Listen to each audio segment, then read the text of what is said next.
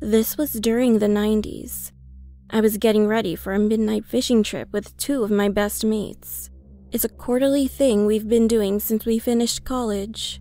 We all agreed to meet at the docks at 11:30 p.m. As usual, we were going to take my dad's old dingy little boat. It was a new moon night, so it was pretty dark.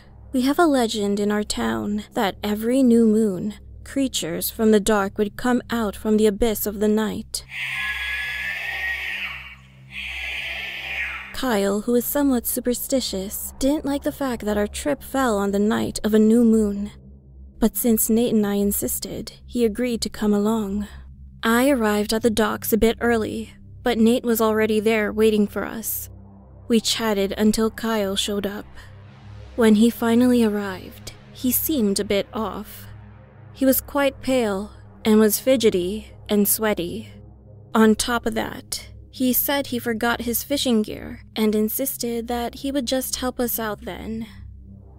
When we finally set out for the night, he wouldn't leave my side.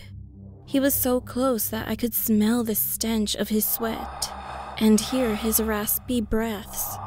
I got annoyed at one point and moved away from him, but he still followed me. Nate tried to get him off my back by calling him over a few times, but he just shook his head and just sat next to me. We've been fishing for quite some time now in an unsettling silence.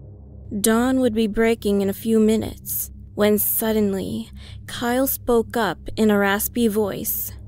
"Remember how the legend goes?" I looked at him, puzzled as he continued, "that the creatures from the dark would come out on a new moon and hide at the first light of dawn." Just as he said it, there was a loud, unworldly screech. I looked up to see Nate jump on all fours, his face and body cracking and distorting into something straight from your nightmares. The creature screeched at us one more time, before diving into the ocean and disappearing just as the sun started to peek from the horizon. I just sat there, frozen, unable to say anything. When Kyle finally spoke up, "I tried calling your place, but you've already left. I was supposed to pick up Nate on my way.